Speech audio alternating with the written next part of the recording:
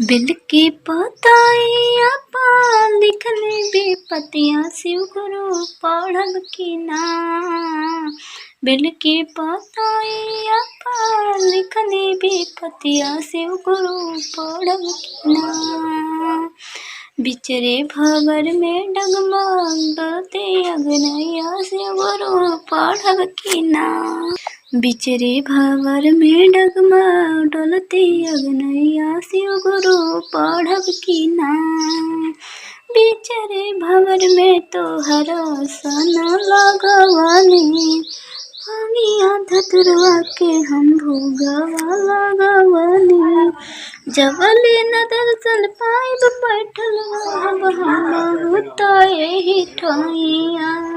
जबले न दर्शन पाइब बैठल रहब हमहु त एही ठइया। शिव गुरु बिल के पतैया पर लिखले बेपतिया पढ़ब की ना। शिव गुरु बिल के पतैया पर लिखले बेपतिया शिव गुरु पढ़ब की ना। जे कर न केहू ओकरा तू त असहु, नाथ के नाथ रउआ हई भोलेनाथ हो। जे कर केहू होकर तुहु त आस हो, नाथ के नाथ रउआ हई भोलेनाथ हो। रोकले रोकाला नाही दौड़ल जाता ई समय के पैया। रोकले रोकाला नाही दौड़ल जाता ई समय के पैया।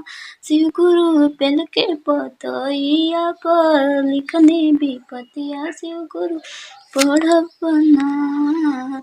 शिव गुरु बिल के पतैया पर लिखले बेपतिया शिव गुरु पढ़ब की ना।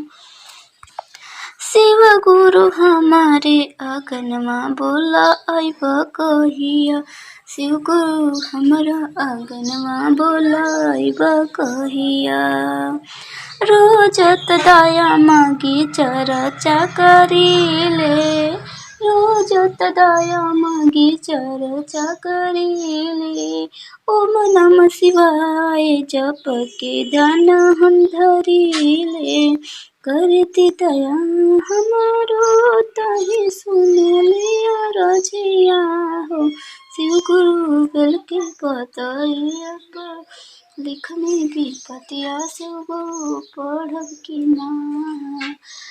शिव गुरु बिल के पतैया पर लिखले बेपतिया शिव गुरु पढ़ब की ना। शिव गुरु हमारा आंगनवा बोला आइब कहिया।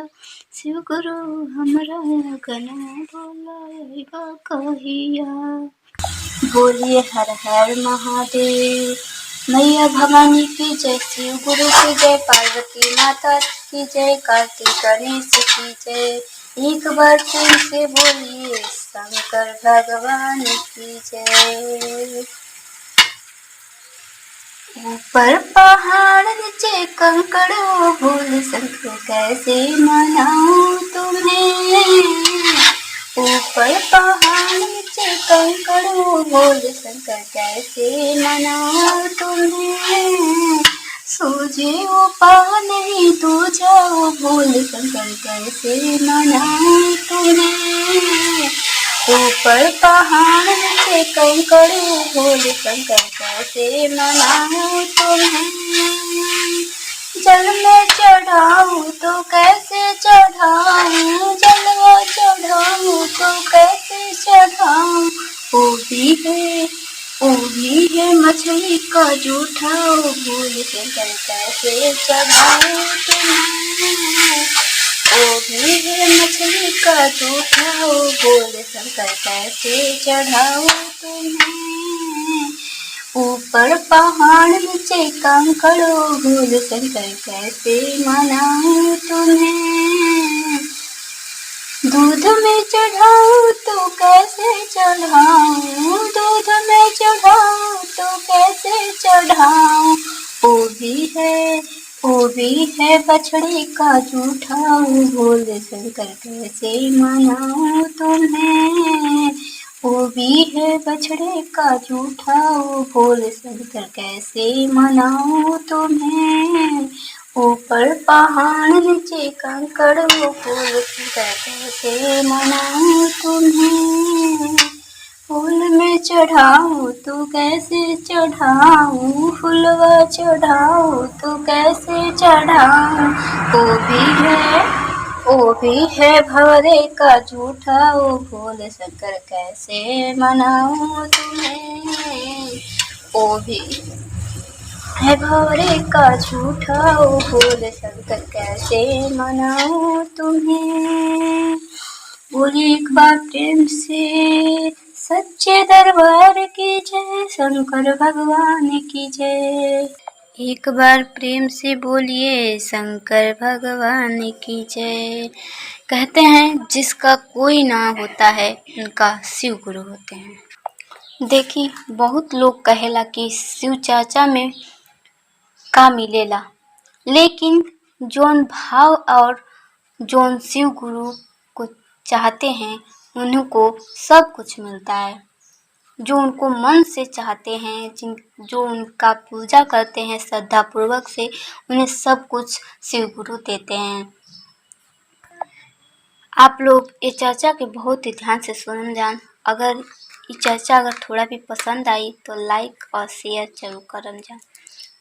चर्चा के चलाया सुन जान। शिव के आंगनवा में 4 गो कोठरिया, हे भोलेनाथ। शिव के आंगनवा में 4 गो कोठरिया, हे भोलेनाथ। कहती कैसे कहतली।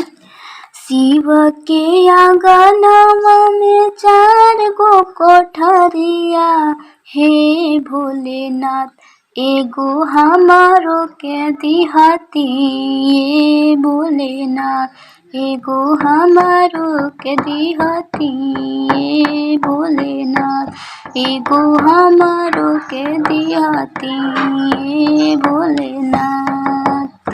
कैसे कहतली कि एगो हमरो के देती है भोलेनाथ, ओमे हमहू रहती। कैसे कहतली सुन जा। शिव के आंगनवा में 4 गो कोठरिया, हे भोलेनाथ। एगो हमारो के दिहाती, ये भोलेनाथ। एगो हमारो के दिहाती, ये भोलेनाथ। शिव गुरु कहतनी कि वो पहला कोठरी के देहतनी। चली जा ई देखतनी। पहिला कोठरिया ब्रह्मा विष्णु के दिहानी, ए शिशिया। अरे पहिला कोठरिया ब्रह्मा विष्णु के दिहानी, ए शिशिया। भाई भाई के कमैया, ए शिशिया। भाई भाई के कमैया, ए शिशिया। अब 3 गो कोठरी बच गए। अब एक का कहतली।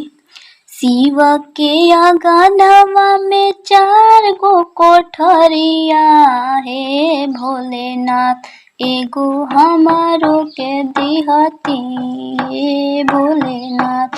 एगो हमारो के दिहाती, हे भोलेनाथ। दूसरा कोठरिया हो हरिंदर साहब के दिहानी। दूसरा कोठरिया हरिंदर साहब के दिहानी, ए शिशिया। अरे ए शिशिया। शिव गुरु के चरनिया, ए शिशिया। शिव गुरु के चरनिया, ए शिशिया। शिव के आंगनवा में 4 गो कोठरिया, ए शिशिया। ए शिशिया। शिव के आंगनवा में 4 गो कोठरिया, हे भोलेनाथ एगो हमारो के दिहती, हे भोलेनाथ एगो हमारो के दिहती, हे भोलेनाथ। अरे दूसरा कोठरिया हरिंदा साहब के दिहानी, ये शिशिया अरे शिशिया चाचा करे के समैया, ए शिशिया चर्चा करे के समैया, ए शिशिया।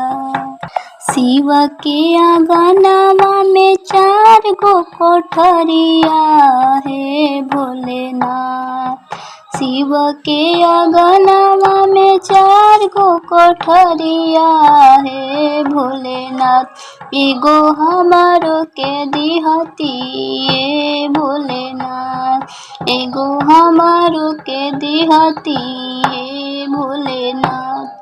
अब जब तीसरा कमरा देवे जातनी तो शिशिया का कहतली, अरे तीसरा कोठरिया के करा के देहब हो, तीसरा कोठरिया शिव गुरु के करा के देहब जी, एगो हमारो के दिहती, हे भोलेनाथ एगो हमारो के दिहती, हे भोलेनाथ। अब भोलेनाथ का कहतनी केकरा के देहतनी इस तीसरा कोठरी देखी, तीसरा कोठरिया नीलम जी के दिहनी हो, तीसरा कोठरिया नीलम जी के दिहनी, ए शिशिया कंगना बांधे के समैया, ए शिशिया कंगना बांधे के समैया, ए शिशिया कंगना बांधे के समैया, ए शिशिया। अब आखिरी कमरा बचल बा ओकरा खातिर अब कहतली, शिव के आंगनवा में 4 गो कोठरिया, हे भोलेनाथ शिव के आंगनवा में 4 गो कोठरिया, हे भोलेनाथ एगो हमारो के दिहती, हे भोलेनाथ एगो हमारो के दिहती, हे भोलेनाथ। भोले बाबा कहतनी अगर तोहरा के कोठरी लेवे के ही बाटे तो कैसे लेबू सुने जा। पहिला में दाया मगिहा दूसरा में चरचा, पहिला में दाया मगिहा दूसरा में चरचा, ए शिशिया अरे ए शिशिया करी मुना माना प्रणामवा, ए शिशिया कर नमन प्रणामवा, ए शिशिया। शिव के आंगनवा में 4 गो कोठरिया, ए शिशिया शिव के आंगनवा में 4 गो कोठरिया, ए शिशिया अरे ए शिशिया देती हमारो के आंगनवा, ए शिशिया शिव के आंगनवा में 4 गो कोठरिया, हे भोलेनाथ देती हमरो के कोठरिया, हे भोलेनाथ देती हमरो के कोठरिया, हे भोलेनाथ देती हमरो के कोठरिया, हे भोलेनाथ। बोलिए शंकर भगवान की जय। अगर आप सभी के अगर ये कथा से थोड़ा भी आपके अच्छा लागल हुई तो आप लोग शेयर कमेंट जरूर करन जा और ये वीडियो के लाइक जरूर करन जा। ऐसे ही बहुत अच्छा हम लेके आवत रहें, तब तक के लिए आप लोग देखते रह जा।